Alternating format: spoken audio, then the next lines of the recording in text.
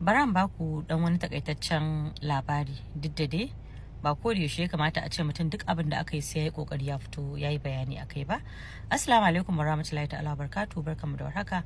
Ina mana fatan alkhairi tare da fatan amincin Allah ya tabbata a gare mu baki daya. Shekaran jiya 27 ga watan Nuwamba aka yi sadakar bakwai na Malam Aminu S. Bono.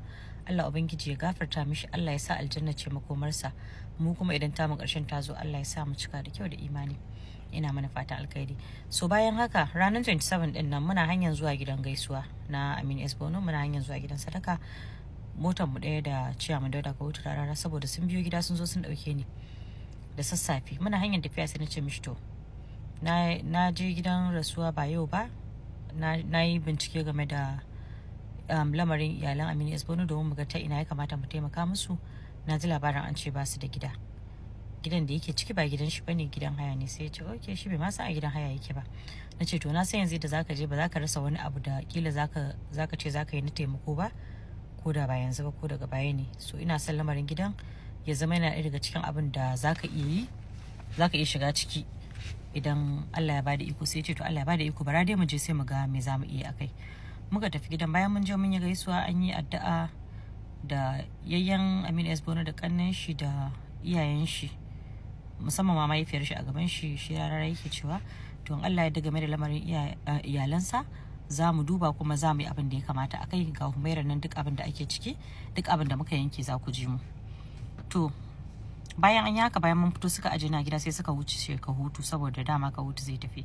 So bayan ya tafi ka hutu, ni kuma da yamma ta yi na shirya na tafi zan je duba Samha saboda ba ta da lafiya, har an kwantar da ita a asibiti.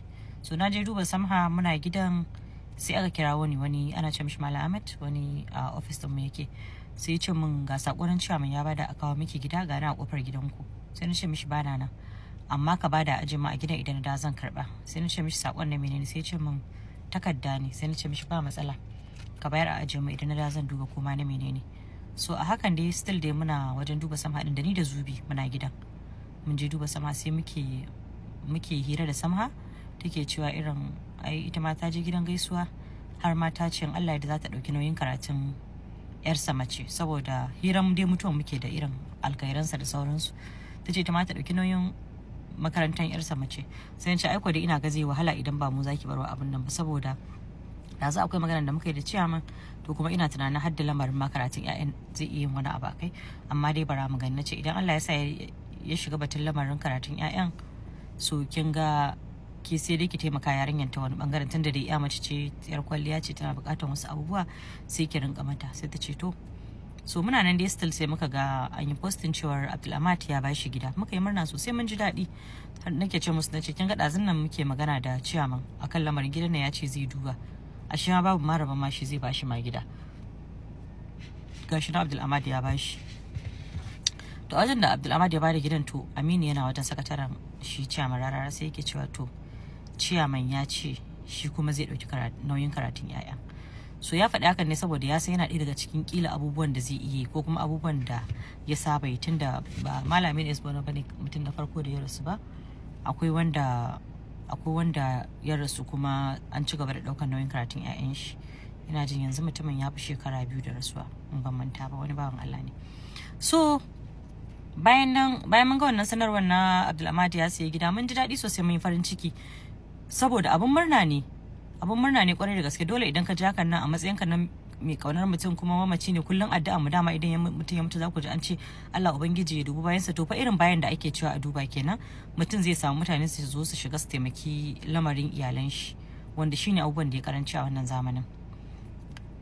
Sai kuma abu na biyu, bayan na dawo gida da daddare, dan daga nan gidan sama din mun dade sosai, na ma dauke ta na kai ta asibiti aka mata allura, na aje su Zubi, sannan na dawo gida. Kafin in dawo gida wajen 11 da na zo gida na duba wani takarda aka kawo, sai na ga takarda, ashe Allah sarki takardan gidan nan ne ya bada a kawo min.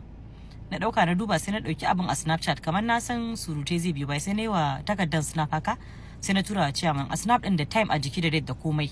Bayan na tura masa sai na kira shi, sai nake ce mishi ka gani abin nan, ashe takardan gidan ma ka bayar, sai yanzu na dawo. Ai da na sani ma da ma ban fita ba, irin da kun ga da za a zo a same ni on time a bada takardan, kila ma da za mu riga bada duka ɗaya ne da Abdulhamad din da ya bada da mu din duka ɗaya ne. Alhamdulillah, buƙatar dama dai kawai dai su samu a basu. Na dauka na tura mishi, yana nan snap din, Allah ya sa yana nan, kuma time da dates din jikinsu na baya canjawa, ba a ƙarya da shi. Na ɗauka na tura mishi, so maganar ya wuce. So kwana biyun nan tsakanin daga shekaran jiya ma da aka sanar da an bada gidan da jiya da yau, sai naga mutane suna ɗan yin surutai suna cewa a dama ba shi da gida, sai yanzu za ku ba shi gida, me yasa tun yana raye ba ku taimake shi ba sai yanzu? Haba bayan Allah, abin da ya fi karanci shine bayan idan mutum ya mutu a taimaki iyalansa. Sau da yawa za ku ga mutum uba ne ko uwa, iyaye dai su tara arziki su tara dukiya sai su zo su mutu. To wallahi in ba 'ya'ya masu imani suka samu ba, wasu 'ya'yan wallahi a cikin wannan dukiyar da suka tara ba sa iya cire wani abu daga ciki su sauke musu nauyin bashi da ake bin su. Mun sha jin labarin ire-iren waɗannan cases din, na san kuma ba za ku rasa ji ba. Sai ku zo ku ga ana rigima akan gado, a cire a biya wa mamaci ma haƙƙin rai, haƙƙin bashi da yake kansa. Wallahi wasu iyalan ba sa iya cirewa su yi.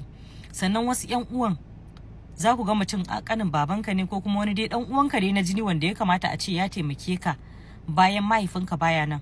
Yawanci wannan abin yana yin karanci a cikin al'umma. Marayu nawa ne iyayensu suka mutu aka yi banza da su a cikin al'umma. So at least dai iya wannan dai yunkurin da muka yi, mun yi iya namu, dama ba za mu iya gabaki ɗaya ba. Allah dai abin da ya bada iko shi za a yi.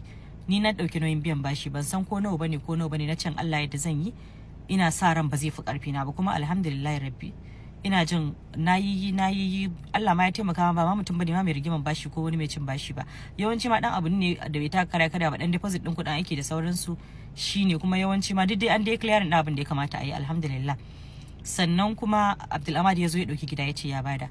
Sannan kuma cewa Rarara ya zo ya ce zai dauki nauyin karatun ƴaƴan shi. To menene abin a cikin ku rinka cewa ba ma taimakon junan mu, sai mutum ya mutu, wasu ma cewa suke yi duk tsawon zaman da ake tare da shi duk wahalan da yake mana ko gidan kanshi ba shi da shi.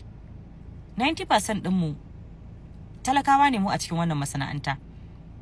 Yawancin mu ba mu da gidajen kanmu, yawancin mu gidajen haya muke. Ni ma a gidan haya nake, ire-ire na da yawa a gidan haya suke, waɗanda suka fi ni a gidan haya suke, waɗanda ba su kai ni ba wasu a gidan haya suke, wasu suna da gida masha Allah tabarakallah muna da yawa. Amma kuma a hakan muke ci gaba da rayuwar mu. Bai zama farilla dole sai mutum ya mallaki gida ba. Idan mutum ba shi da ikon da zai tara kuɗi a dunkule sai gida, idan yana iya biyan hayan ma alhamdulillah, Allah ya rufa mishi asiri, don wasu ma hayan ya fi karfin su. Kuna cewa irin ai mutum tuntuni ba a taimake shi ba sai da ya mutu. Taimako bayan mutuwan wani sa'in dan adam ya fi bukatar sa, wallahi ya fi bukatar sa ka taimake shi a daidai wannan lokacin. Sannan dan kana tare da mutum ko kuma dan kana aiki da mutum, ba shine fa zai sa ya zama responsibility din mutum yana kanka ba. Idan kana da iko kana tare da mutum, kyautatawa tana da daɗi. Yi dai kokarin ka kira mutum aiki ko kuma ka saka mutum wani aiki a bangaren sa, aikin sa, kai kokari ka biya shi haƙin sa. Idan ka masa ka gama mishi komai, ka ba mutum aiki kuma ka biya shi haƙin sa. Sannan kyautata tana da daɗi. Idan kana da shi yana da kyau ka kyautata masa a matsayin shi na wanda yake tare kai da fata, kuma yake kyautata maka, kuma yake kokari ya ga cewa ya tsaya kai da fata akan abinka. Dan ka masa alkhairi babu laifi, amma kuma rashin yin ma bai zama laifi ba. So dan ba mu taimake shi yana raye ba, ku a ganin ku kenan shi baya nan, ba za mu ce ga abin da muka masa ba, ba za mu zo mu ce ai gashi ba. Kawai dai tunda Allah ya ba mu iko mun taimake shi bayan nan, fa lillahi alhamdu. Allah ya ba mu sauran ƴan uwanmu su ma ikon ci gaba da taimakon wasu, mu ma Allah ya ƙara ba mu ikon da za mu ci gaba da taimakawa na ƙasa da mu. Sannan masu ganin cewa ai ko gida mutum bai da shi ko kaza, to yanzu kun san cewa yawancin mu ba mu da gida. In kuna da iko sai ku taimaka mana, ku bude wata gidauniya da za ku rinka gina gidaje kuna ba mu yan fim. Kar mu zo mutu a ce a shi wani ko gida ba shi da shi, ba mu da shi, ba za mu yi ƙaryan muna da shi ba. Shine kawai. Ku rinka yin fata na gari, ku rinka yin yan adam kyakkyawan fata. Sannan yawanci kokari ake dole sai an ce mu dai ga laifin mu, saboda ku ba kwa son ku ga laifin mu ya goge a idan al'umma. Ko da yaushe mu ana son a ce ai mu dai mun gaza.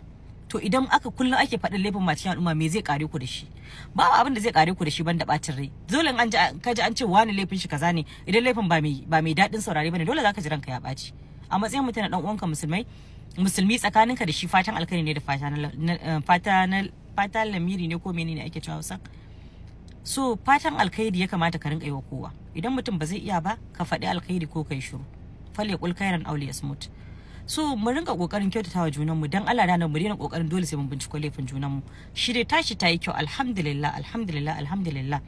Muna samun nutsuwa sosai da kwanciyar hankali idan mun ji irin yadda mutane suke faɗan alkhairin wannan bawa nasa. Allah ka jaddada rama a gare shi. Allah ubangiji ka rufa ma iyalansa da ƴan uwansa asiri duniya wa lahira. Allah ka buɗa musu ta inda ba su zata ba sai ta hanyar mu ba. Ina ma kowa da kowa fatan alkhairi.